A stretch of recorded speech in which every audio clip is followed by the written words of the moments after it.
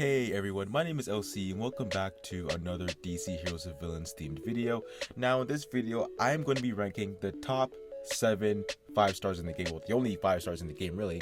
But yes, I'll be ranking the top 7 best and worst, well not best or worst, well at least greatest to least greatest 5-star characters in the game. So if that interests you, then stay tuned because this video will be a doozy, and you might not disagree, you might not agree with me on some of these, but that's okay. We're here to start a dialogue, if you will. If you know what I'm talking about, you know. But yes, we're gonna start a dialogue. We're gonna get into it. So let's not waste any time. Before we begin, I want to thank all of you guys for coming by stop by to watch. If you're old, if you're new, you guys are just truly amazing. I love all of y'all. Everyone who comes to stop by, even if it's just 2 of you, I enjoy you guys coming in and just really taking a part and enjoying what I have to put out. So without further ado, let's begin. So I think what I'm gonna do, we're gonna start off with least greatest and then we're gonna work our way up. So at least greatest we have, and you guys might get mad at me for this, but, and hear me out, it's Vandal Savage. I'm sorry, he's not okay. Look, it's not like he's the worst character in the game. I'm not saying that at all. But it's just that in terms of all these 5 stars, right? All of them here. He's not exactly. He's not the greatest. You know what I mean? He's not. And I want him to be, but he's not. You know, so. That's the unfortunate thing. Now, granted, he does do a good amount of things for his team, but I just don't think it's enough. I don't. Now, granted, I think his team could be better too. Maybe that's why he's not as good as the others. But you know, he's a Sentinel character. He focuses on defense and stuff like that, right? But you just, in terms of utility and everything, it's okay. He's immune to vulnerability debuff. You know, that's fine. Defense down debuff, he's immune to that too. And then at the start of each turn, he can heal himself by 4% of his max HP. And that's fine in theory. But, you know what I mean? It's not great. So, he's at number 7. But don't underestimate him like he's a bad unit. He's not a bad unit by any means. I'm just saying, out of all of these characters, he is the least greatest. Okay, so I just realized that I forgot to put Aquaman in the list. So there's actually 8. There's 8 characters. So I'm gonna move Vandal Savage back down to 8. And oddly enough, next up we have is I'm so sorry for this, guys. I really am. I'm really sorry. I'm sorry. But it's Aquaman. I'm sorry. He's at number 7. Now, this might be some bias towards the character. Not like Aquaman as a whole, but like in this game, really. Like, I know he's a disruptor and everything, like, and it's just, you know, could be better. You know what I mean? Like, out of every 5-star here, he should really be number 8. But the only reason I'm giving him that is just because his 40% chance to, you know, apply the anti-debuff to a random enemy for 3 turns. I think that's pretty good, right? That's not a bad. That's pretty good. You know what I mean? And I kind of wish, like, I mean, I don't know. Maybe he had some decent, tanking or other stuff for his allies, you know what I mean? I don't know. Maybe some other stuff for his passes, but, like, I don't have like a strong gripe with him, but, like, I just don't think he's that, you know, that great, you know what I mean? So, moving on, we have Halo. Now, she's not bad. She's not bad at all. Like, she's fairly substantial, but she's like Aquaman in terms of disrupting, right? And that's good. Like her passive, whenever she attacks an ally with a barrier, they are afflicted with vulnerability debuff for 2 turns.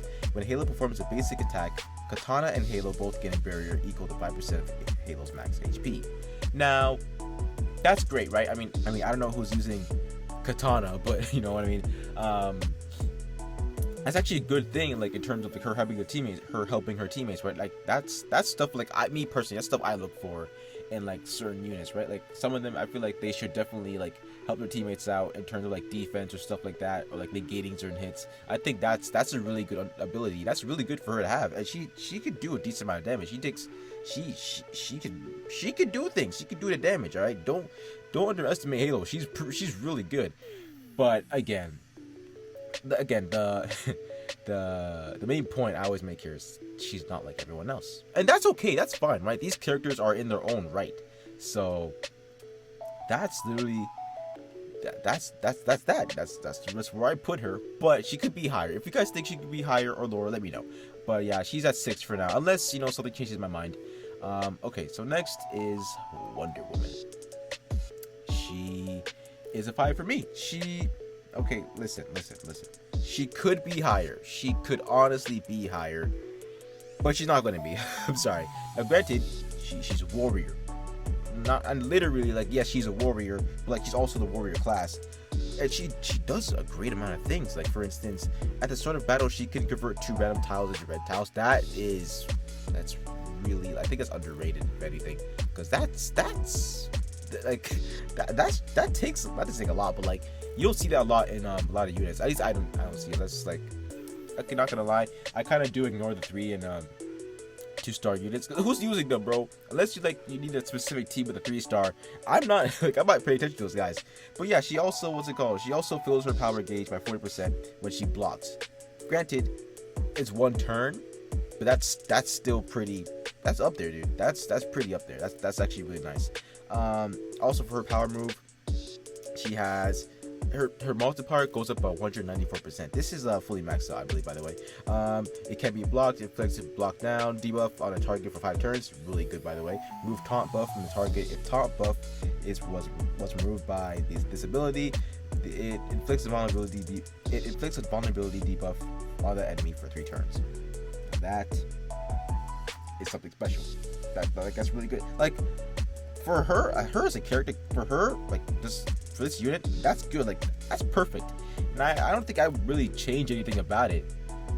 But like, I think like everyone else's kits are kind of just better. So like everyone else's kit suits them, right? So like that's why she's at number 5.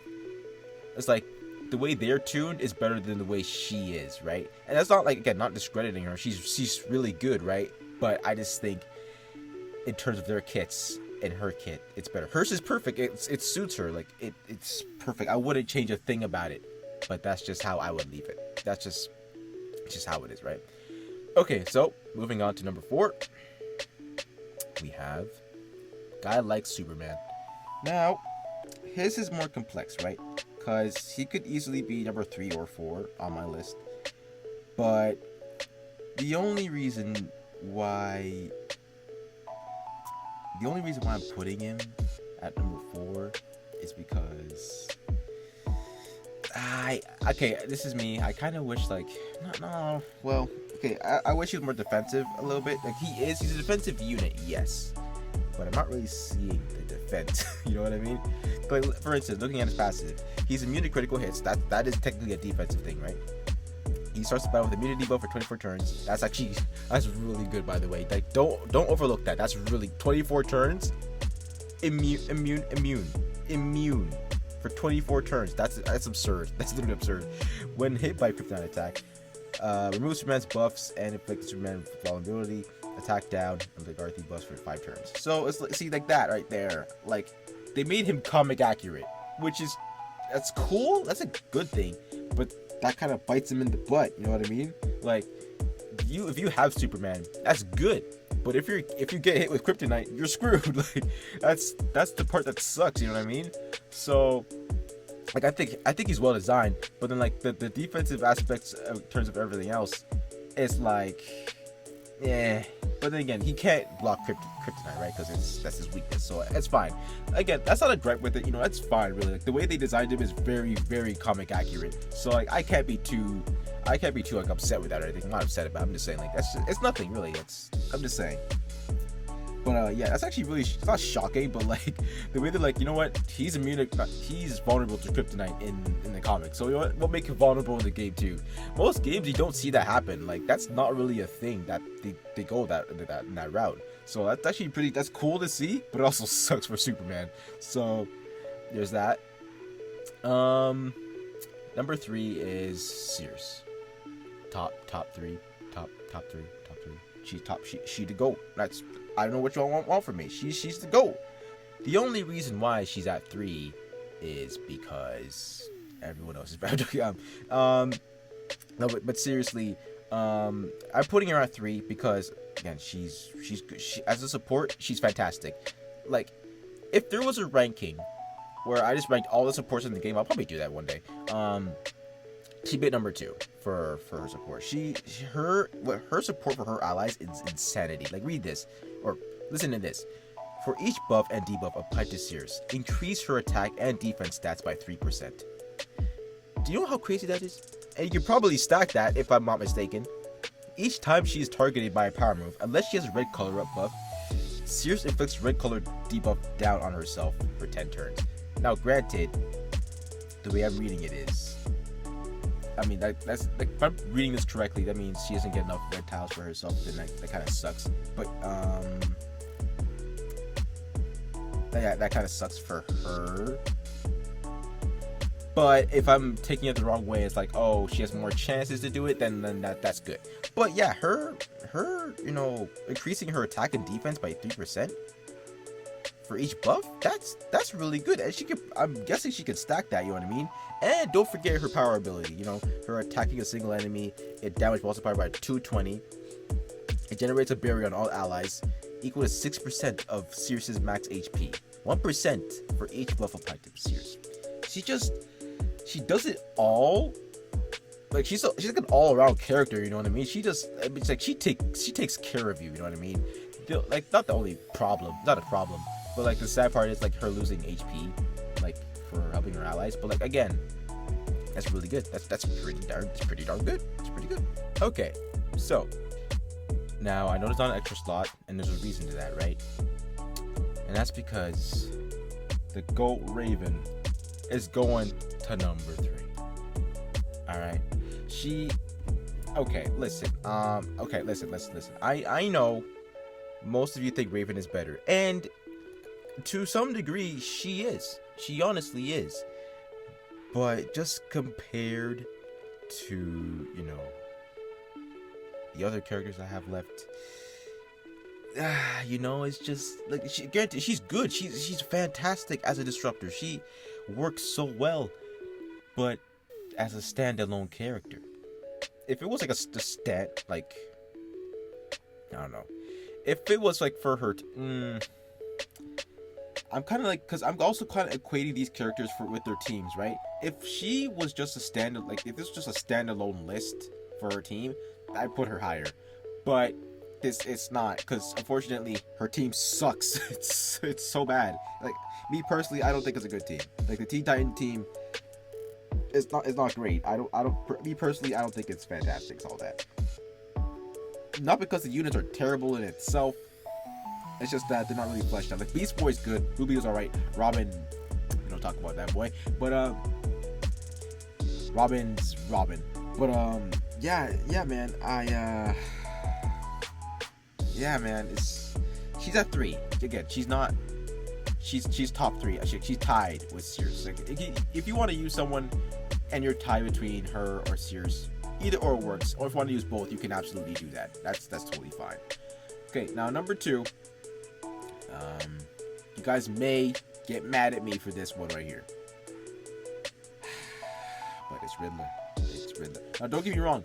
This dude has helped me with so much games, and he should technically be number 1, but he's not. But dude, the amount of crap he does, it's literally insane. And if you once you pair him up with the Arkham Most Wanted team, you guys are frankly almost never losing a battle unless, like, it gets serious, like, it gets really bad. Like, you guys, if you're using Arkham Most Wanted team, first off, you technically shouldn't be dying. Like, you shouldn't really lose the game unless, like, the enemy's like that much higher, like, rated than you. Like, they're just like peak, like, you're just up top tier. That's the only way I can see you guys, like, see the Arkham Most Wanted team lose. But other than that, you guys are not losing. That team is dominating. But yeah, back to Riddler. He just does a lot. Like, his passive is a whole paragraph. Like, that's how serious it is. Like, him having the 40% chance to convert a random tile into a green tile, that's crazy. That's in itself, that's kind of wild. Like, imagine that was higher. That'd be insane. But And I don't know if I'm correct. I think that each time you level them up, it goes by 5%. It goes up by 5%. So if you max it out, that's an extra 20%. Take it in for a minute. That would be a 60% chance to convert a random tile to a green tile. But wait, there's more. There's more. After his power move, he can create a random tile into one of those those green special tiles that go horizontal, vertical, or whatever, all across the map. You know what I mean? Those ones. And it's he could tank it up as well as it is. But him providing more greens, and is so it's so good because again, Poison Ivy, she needs greens to help her her with her power move, help her heal the team, all that stuff. But having those back-to-back greens, just back and forth, it's just it's a never-ending stream of combos and healing, and it's just dude, once you do, bro, you have to try out Arkham Most Wanted team for yourself to understand what I'm really saying, or you have to see videos on it because it's that damn good. It's good. Bro. So yeah, Riddler's at 2. He should be 1, but I'm leaving him at 2. Now, honestly, it's debatable. He could be here or 2 or 1. Doesn't matter. Honestly, kind of the same spot in my eyes. But lastly, it's Harley Quinn. It's Harley Quinn, bro. I know. Okay, people say she's S tier, and I don't want to disagree with that. She is, but she can be higher. She could honestly be higher. She's literally one of the best characters in the game. This is my personal opinion. You do not have to agree, but she's that damn good. She is one of the most solid disruptors on her team. And first off, even though the Suicide Squad team isn't fantastic, Amanda Waller is pretty good, but even though the team isn't almost wanted level kind of flex, the amount of crap she does, dude. Listen to this. Harley Quinn has a 100% chance to lose 3% of her HP to inflict either a Lagarthe, accuracy down, or attack down debuff on one random enemy for 2 turns. Now granted, the losing HP is not great, right? But the applying debuffs over and over again, dude, that is no, it's a thing. That shouldn't be a thing. That is damn. That is what were they smoking? They were on something when they're crafting Harley. I don't blame them. She's good, but damn. Damn. And her power move, what's it called? Her power move inflicts a lockdown debuff, which is, I'm pretty sure that's the one that locks your your gauge from using your basically it blocks you from using your power move, if I'm guessing that correctly.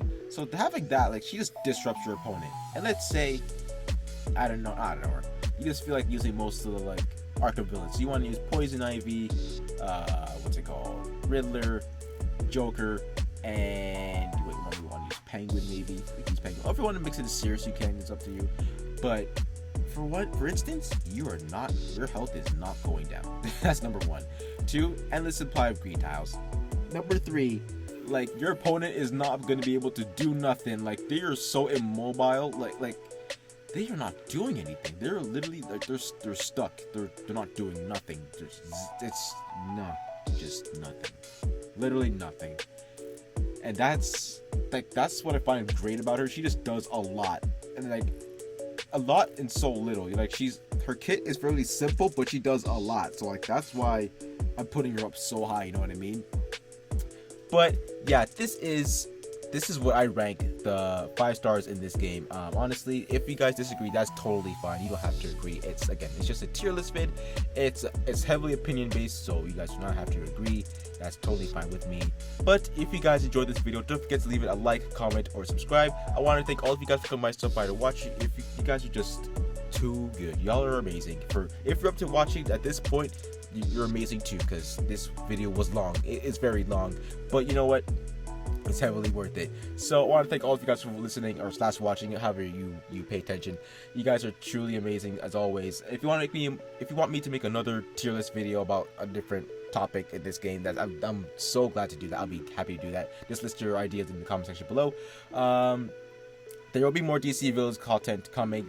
There's always just so much. There's always so much happening. There are some bugs I know in the game, but I'm sure it'll be fixed. But yeah, again, thank you guys so much for watching. It is always a pleasure. Always a pleasure. Jeez. And I'll see you all in the next video.